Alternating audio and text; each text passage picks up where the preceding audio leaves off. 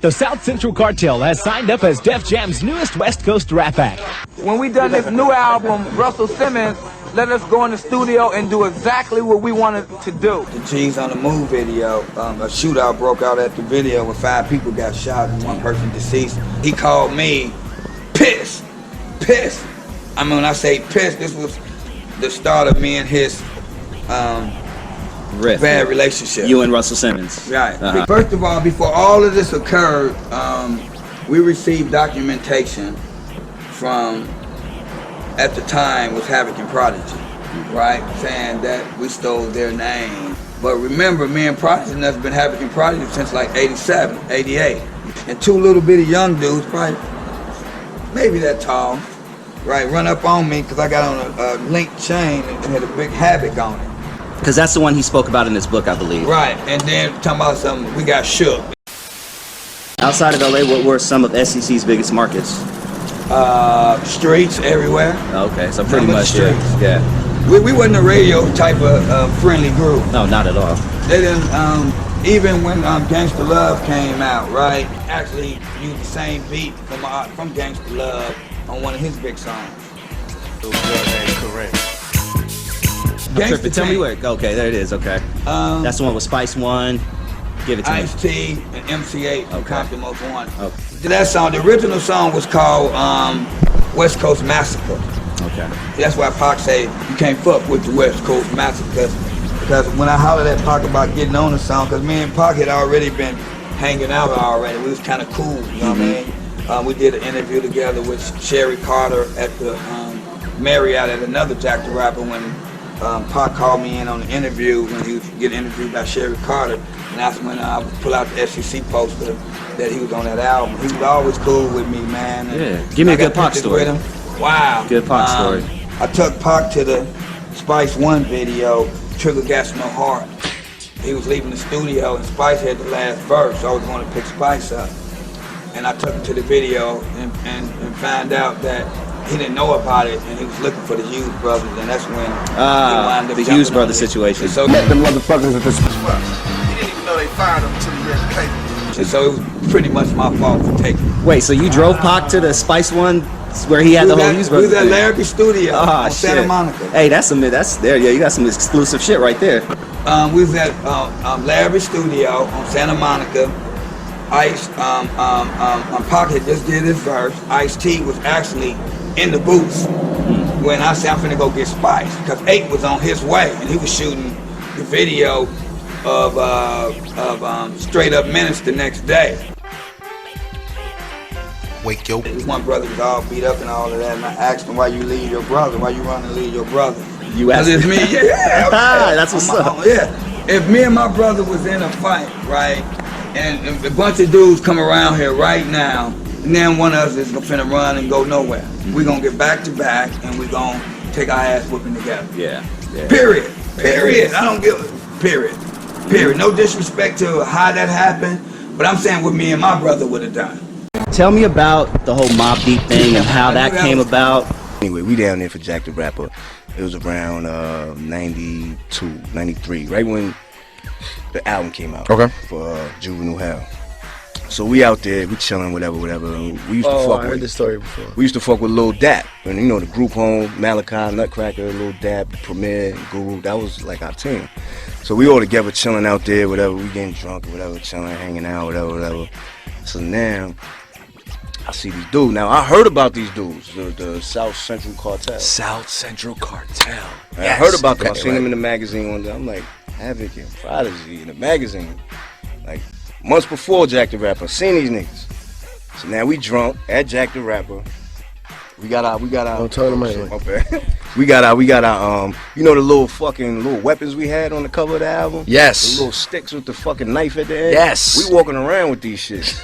And I see these niggas. I'm like, yo, that's the niggas right there. So I told Premier, and I said, yo, I'm gonna step to these niggas, son. Niggas, I'm like, yo, what's up? What's your niggas' name? Yo, Havoc and Prodigy. I said, no, that's us, yo. Mobb Deep, we Havoc and Prodigy right here, yo. Fuck y'all niggas stole our name for, yo.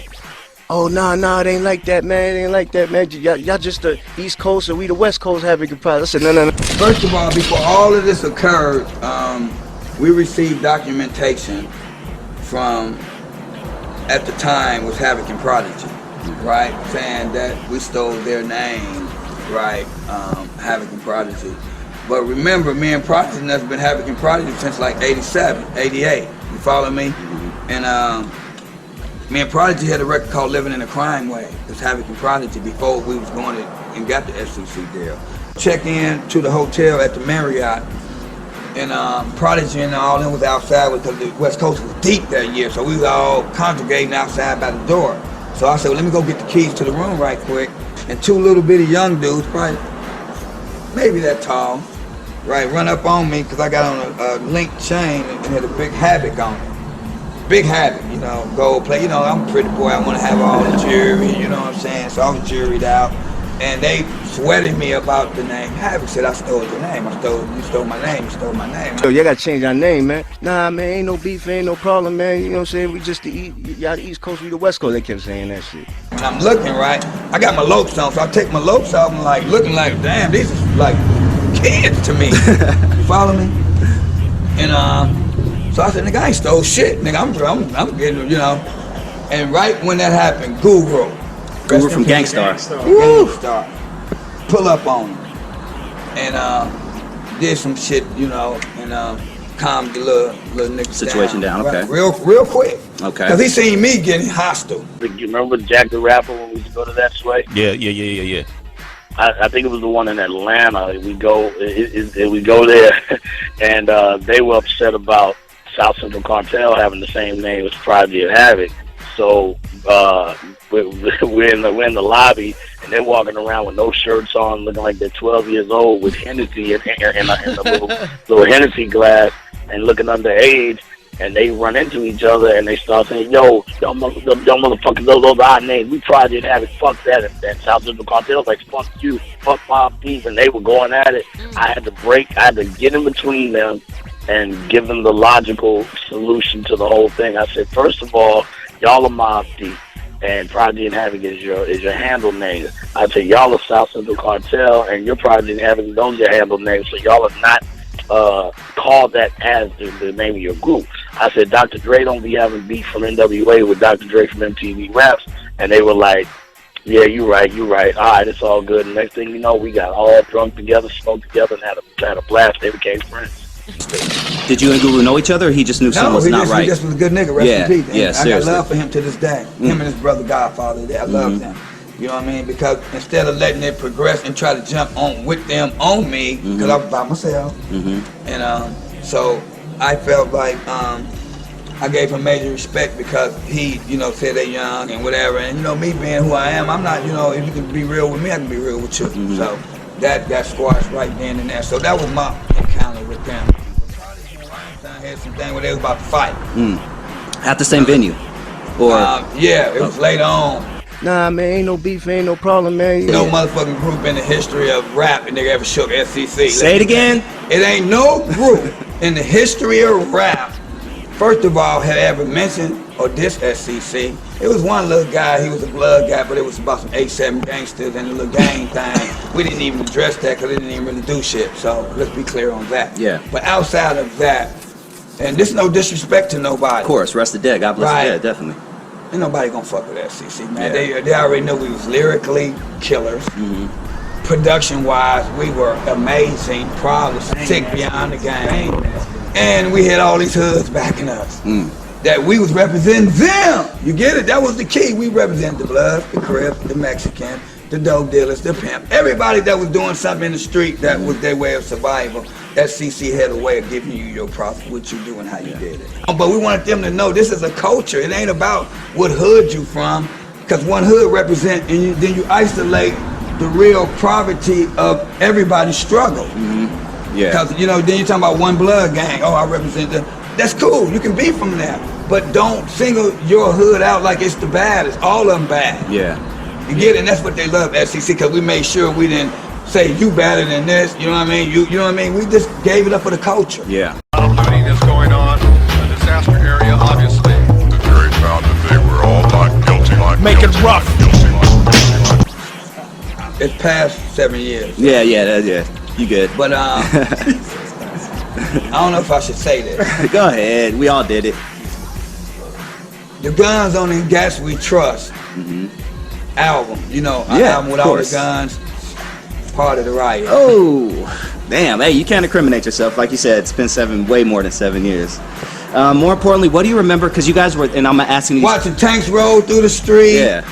Actually, we was at the boys' house in Carson. The boys. Oh, the group, yeah. the boys. Okay. And Prodigy was. I was trying to hook Product to get some beats for them. For their new record. It was like their record after they kind of kicked it back for a while. And we was at the. And when they were showing it on TV, we was at the boys' house. The TV was showing the original Denny step. What do you remember about the peace treaty? The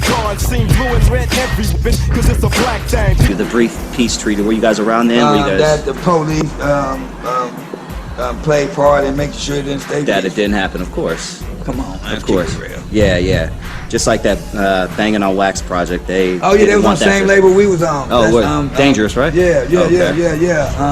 I used to kick it with him at Quality all the time. Okay. Yeah, we signed with them. Yeah, just did an interview with Sin Much love Loc. to all of them. You know, a lot of them ain't alive.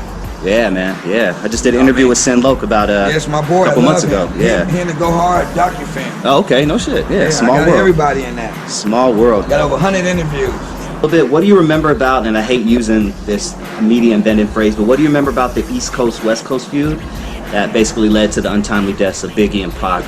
Wow. Because you guys were there in the thick of it. That was just wow.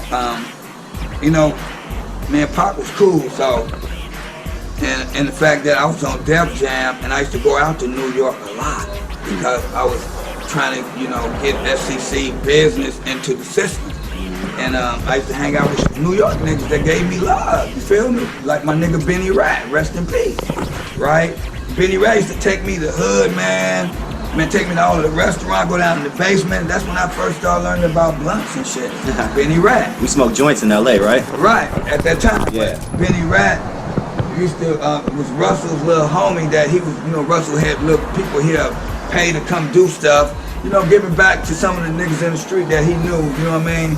And Benny Rat was one of them, and Benny Rat took me under his wing. So every time I go to New York and I'd be out there for like a month, right, in a hotel, and Benny Rat would come on, get out the hotel, you know what I mean? Come out here. And I was kind of scared, like, you know, like, but I wasn't scared to where I wasn't gonna go, but I don't know how they're gonna perceive a nigga that's West Coast, and I dress West Coast, you feel me? Yeah.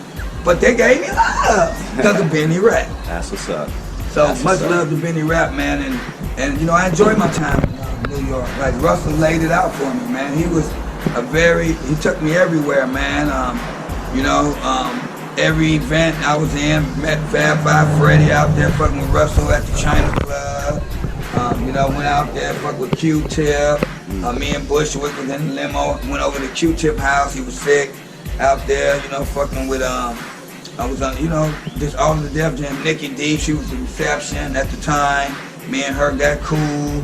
You know what I mean? All of the Def Jam staff, from Leor Coins to Wes Johnson to, you know, all of the A&R people that was at Def Jam. I actually developed some great relationships with a lot of the staff members who wasn't and didn't know how to go about how to promote our music. And did you guys have any issues with performing outside of California during that time? All the time. Yeah. Like, you know, like if you go somewhere, but see, when you're a knucklehead, all you seeing is what you see. You imagerying us, right? They're from a hood we don't like. But we're representing every hood that you don't like and the ones you like. So we're not trying to single nobody out, and then after a while it became respectful because they seen when we did Bring It On, well, we named damn near all of the gangs at that time that was relevant, and not saying the ones that we did name wasn't relevant, but we couldn't get every hood and set in the song, but we try to pretty much cover with Bring It On, the first song on the SEC album, Gas We Trust. Were there anybody that SEC or you specifically didn't really get along with? No, we pretty much was well respected. Yeah, shit. Because we from South Central, first of all, LA. So once people start getting on to the culture and seeing that we're, you know, not just rapping on a little label now, we on the biggest label in, you know. Yeah. And then people recognize now. And then our first video with MC8 and Big Mike from the Ghetto Boys, Gang Story, just Yeah. Just went crazy with it. Feel me? Yeah. That video showed the street side of being a G. Follow me? Yep. Tell me about how it worked when you would connect with, like, even before Def Jam. How would it work when you say you want to do a song with a Spice One? You want to do a song with MCA? Do you call each other on the phone? You have your boy call his boy? Or how did that work? Well, first of all, you gotta have some relationship with them. So you have to know them prior, because it wasn't as easy like calling somebody's manager and setting up stuff. A lot of people was pretty, you know, based on if they had a big deal like Spice or E40. But I actually met the owner of Spice One's label, Georgette Willis, and that's how I was able to get to know Spice. I met her at, you know, hustling at Abbey Road one day. And then, you know, I wound up getting real cool with her, and that's how I got to meet Spice and want to hang out with Short and Banks and, you know, also E40 and all of them. I was in the Sally Sail video with E40 and all that, having a water gun fight, dumping water on Captain Save a Hole. You know what I mean? So what's next for Havoc? Wow, I want to go out into the sunset, man. You know, like I want to win that NBA trophy or that World Series, and go off into the sunset, man, to greatness. You know, and my greatness ain't defined by money or property or whatever. It's my heart and my soul that's going to the man that made me, and that's God. So, you know, God has blessed me to take on many challenges in my life, and right now, become the best man I can be was the real challenge. Feel me? Like that became more of me because of so many years of being Havoc. It took away from remembering who Carrie was, you know, and what my purpose is when I had my daughter and now my grandson and, you know, my mom's and, you know, how many years she have left and, you know, going through the, you know, old stuff you deal with your parents. You know, we all gonna die, and these issues became very important to me when I was incarcerated for 3.5 years, and that's when God broke me down and humbled me to who the human being that I have become today. You follow me? And He told me, you know, in my struggle, you know what I'm saying? God said to me that I may have took everything from you. I heard you cry in them bunks in jail, you know what I'm saying? Why me, Lord? You feel me? And I cried all night one night, right? After getting sentenced for some bullshit, right? And I didn't understand why, you feel me? All I'm feeling is my pain and who I was as Havoc and embarrassing my family and my daughter and my parents and my father and my brothers and everybody who looked up to me and knew that I was, you know, somebody to them. But I allowed my bad decisions and my lack of faith and my journey with God really had for me, and God loves me so much. He took the time out to make me remember and understand, and no matter how low I got, He told me, man, I made it take away, but I give it way back better. You feel me? And I chose to take God's truth in my journey, and knowing that I got something to walk off into the sunset to be who I am and make people understand that I'm important too. You know, no disrespect, because in my whole interview, I ain't gonna never take nothing from no props or nothing from no man that I can't go get for myself. And so now I'm doing this for myself. You follow me? And Tiffany Lewis, you know, has so much respect for me. That's your singer, right? Yeah, you know, like, you know, no, she's a singer. No, yeah, she's a singer. Yeah, there you go. You feel me? She's a singer. Love it, yeah. That I believe in. That I got, that God said that, you know, I want you to take her and make her struggles of who she want to be and her message that her music brings, and see it through one more time. You feel me? So I can go off into the sunset like the man God know I am and the man I want to be, so my daughter and my grandson and my brothers and them can get back the faith that they gave me and know that I am and love me for, you know, being a brother and making mistakes and being man enough to get up and fix it. Yeah. Amen. Well, I want to tell you, Havoc, thank you for putting in the game sacrifice. changer, man. That's all I Yeah, can tell him, you, homie. man. But let me thank you really quick for the Thank sacrifice that you put into hip hop. You know what I'm saying? Because people don't see this behind the scenes stuff, and they don't understand how it affects families and things like that. So I just want to thank you from the bottom of my heart, because you gave me hours of entertainment. You know what I'm saying? And I just appreciate everything. You know what I'm saying? But Game Changers, what's up? Man, game changer, man. Everybody know already. You feel me? Talking don't do nothing, man, but make people put it in the spirit that they don't want to see you make it. So it's just game changer, man. Just follow the game changer, man. You're gonna see it. God gonna do the work that He allowed me to put in. And what's the Go Hard documentary? What's up with that? It's a, well, that's important. Yeah. The West Coast, man, paid a lot of contributions to the development of hip hop, own style, accolades, you know, from Easy E's to the, you know, the Death Rows and all of these companies and artists that have struggled and loved to give to this hip hop that no one never took and did a whole movie about the whole culture of it. So Go Hard will be the first film, right, that's going to address the whole growth and what the West Coast gave from their heart and their part of the contribution that don't really get the real prop that it's starting to get, and hopefully we're going to finish and get it all. I love that. I love that. Thank you so much, Havoc. It's been a pleasure. Thank you. Thank you.